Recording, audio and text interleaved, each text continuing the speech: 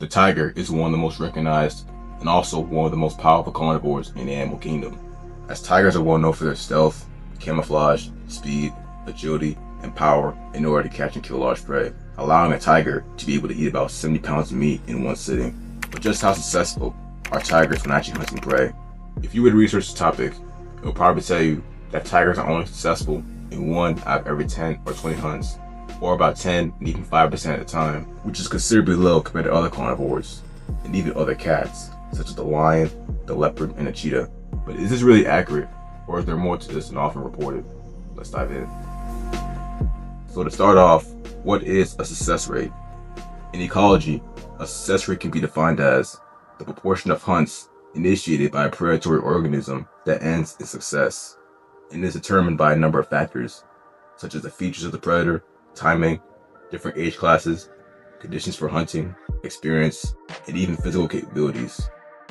Different predators have different hunting methods, including ambushing, ballistic interception, pack hunting, and pursuit predation.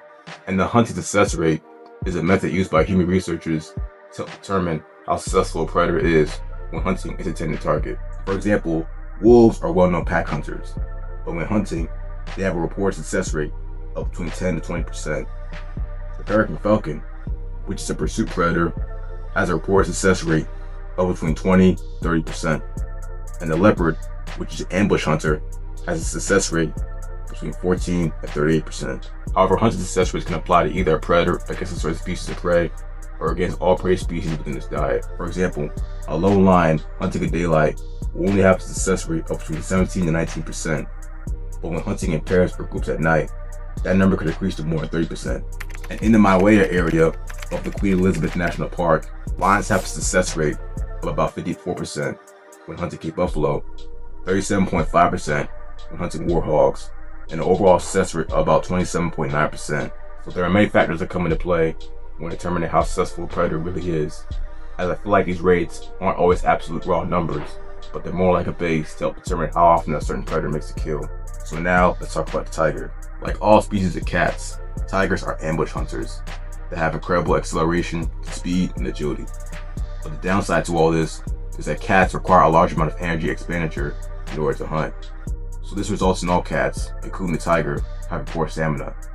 So it should be no surprise that tigers often strike out on hunts more than they succeed. But when discussing the tiger's reported success rate, it is shown to be between 5 and 10%, which is considerably lower than other species of cats, such as the cheetah, which is between 25 and 40%, and even lower than solitary lions.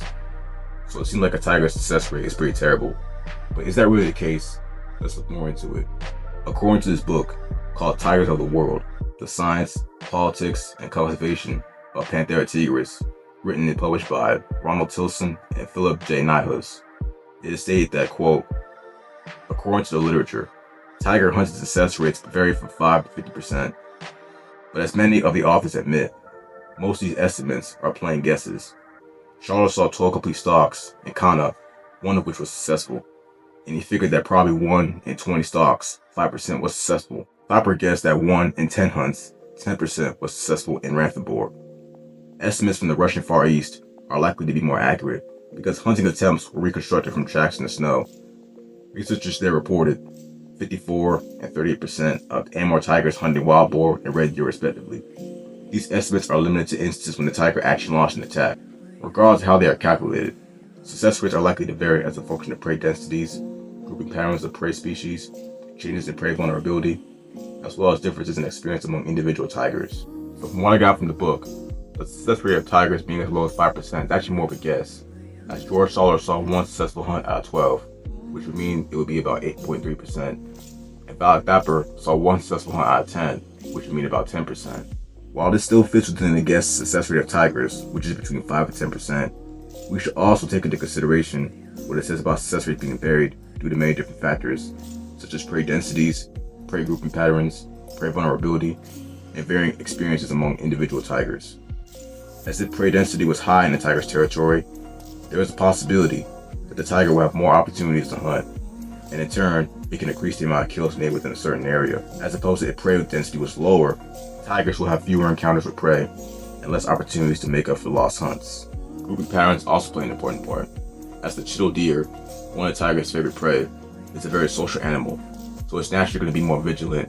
It's going to have more eyes and ears on the lookout, which makes it harder for a tiger to sneak up on. As opposed to an animal like a sandbar deer or a wild boar, which are more solitary, a tiger will have an easier time stalking them. The differences in prey vulnerability also play a role, because a tiger's success rate is often influenced by how easily prey can be detected, stalked, and overpowered. As the animals that tigers hunt have different behaviors. Some are in larger groups than others. Some prey species are more alert, and some prefer to live in open spaces, which makes it easier to spot a tiger.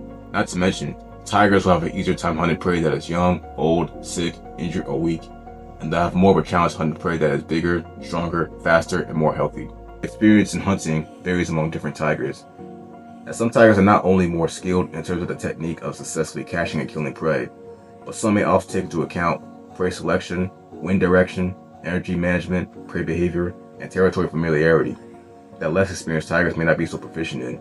For example, in the 2008 documentary series, Tiger, Spy in the Jungle, Badi Mada, a tigress with 4 cubs, was reported to make 1 kill out of every 3 hunts, which is a 33% hit rate for the tigress.